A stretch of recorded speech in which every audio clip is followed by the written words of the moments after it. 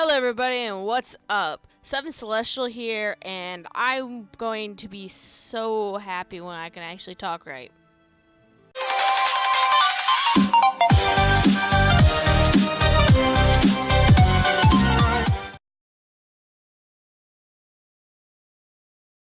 Hello everybody, Seven Celestial here, and welcome to my Let's Play the Elder Scrolls Online Tamriel Unlimited. I had been debating for a while doing a series like this, whether just out of fun or for the simple fact that I may need it. And I noticed that a lot of streamers, when we're streaming this game, will have new players coming in, and I think that is absolutely great. So I'm going to have my take on a Let's Play for PvE. And once I hit level 45, I will take you guys into a zone called Blackwater Blade, and I will introduce you to PvP and the main PvP mechanics. This video is going to serve as an intro, so I can show you what you're going to be looking at. The first thing I'm going to tell you guys is I skipped a very important thing called the Welling Prisons. I am not 100% positive whether as a new character you get the chance to skip it or not. If you are new, if you are on your first character, do not skip the Wailing Prisons. Please go through them, as it will show you the basic things you need for combat, as in attacking, heavy attacking, and blocking. It will show you how to spend your skill points, how to stealth. These are the very basic mechanics of this game that you must learn, and I very highly recommend going through it your first time. The screen you're looking at will actually be a very important screen for everybody. I have joined the AD. AD is the Elmerian Dominion, and they are the yellow team. I have made a Nightblade, and he is a Khajiit. His name is Atticus. He is named after my current, one of my current cats. I actually have another Khajiit that I named after my kitten, Solo. You guys have seen, or will see, videos of her very shortly. You have your attribute points here, and you have Magicka, Health, and Stamina. The number one thing that I can tell you guys about attribute points is you're typically going to put a lot of points into one or the other when it comes to Stamina and Magicka.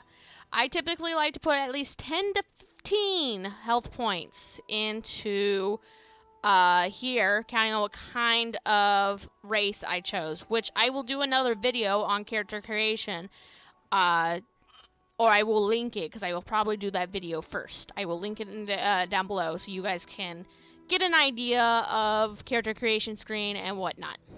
Next, this obviously will show you your max Magicka, max health, max stamina, and you have your recovery points, which we will get into that as we get into PvP, and that becomes significantly more important. Spell damage, weapon damage, spell critical, weapon critical, spell resistance, physical resistance. What does all this mean? What's the difference between spell and weapon? What's the difference between spell resistance, physical resistance? Well, there's two different types of attacks. Attacks that come from stamina and attacks that come from Magicka.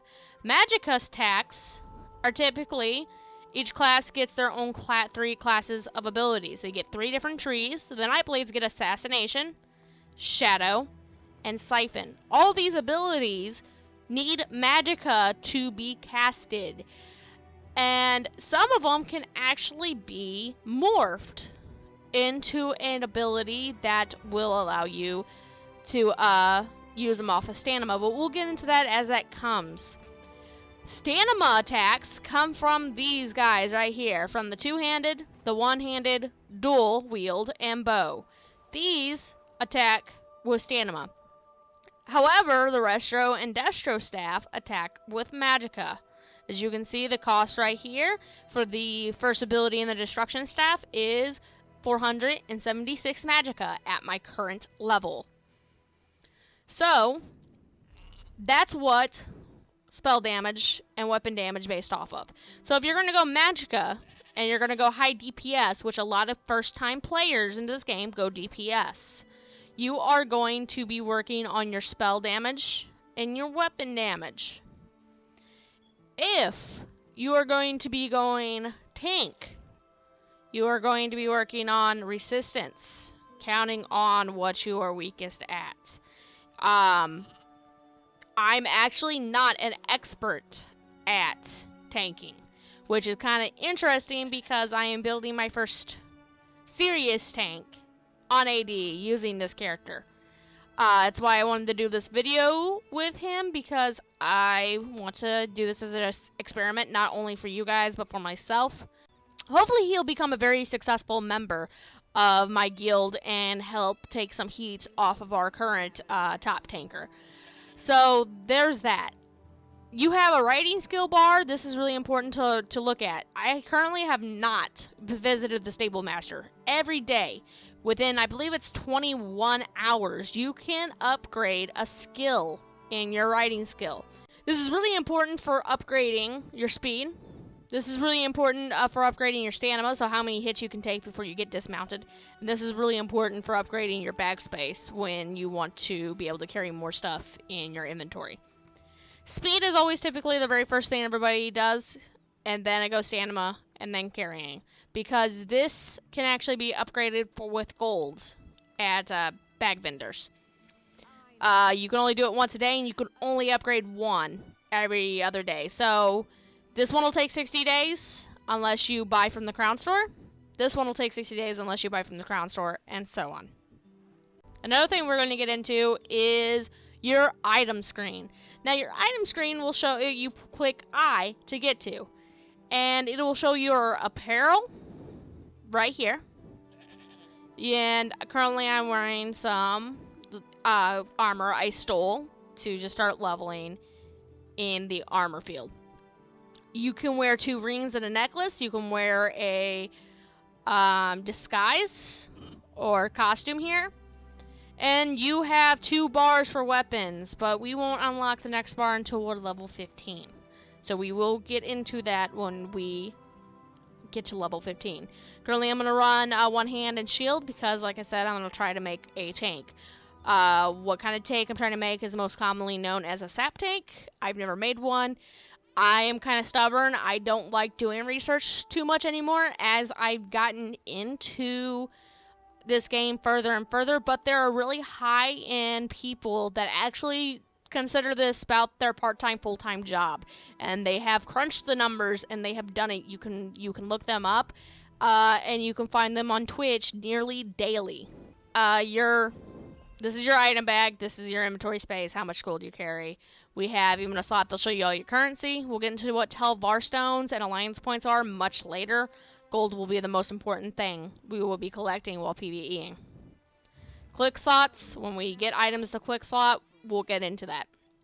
So this is just the introductional video into that. We are going to actually go to a place called Khenarthi'S Roost. In every faction you get into, you're going to wake up when you get out of Cold Harbor. You're going to wake up, I believe, in EP in a house. You will wake up in DC in a house. Here in AD, we wake up on a boat. And we actually came out of this door right here. When you come out of this door, there will be a quest giver right here, typically right in front of you, that will say something to you like, "Oh, you're awake." The same story is that you were pulled out of the water and saved by somebody. And they will give you a quest to go meet that somebody and help them out as payment for saving your life. That is what that quest at the very top right corner is. Storm on the horizon. So we are going to go talk to the boat swan. Can't talk. We're gonna go talk to the boat swan. And we're gonna start our quest to Khenarthi'S Roost. Staying out of trouble. Sugar claws right here. What is it? Is this about the fish? I took what I paid for. Never mind. What do you want? I want to travel to Khenarthi'S Roost. Good. I have business on Khenarthi'S Roost.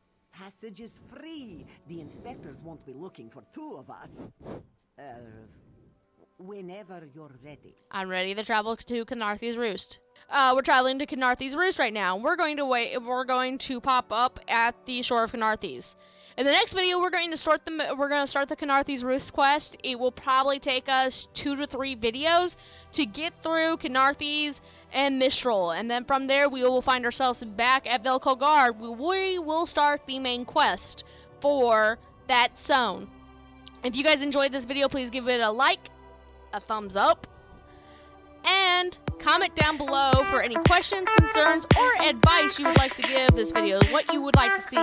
Anything I forgot that you would like me to mention in the next video, please let me know.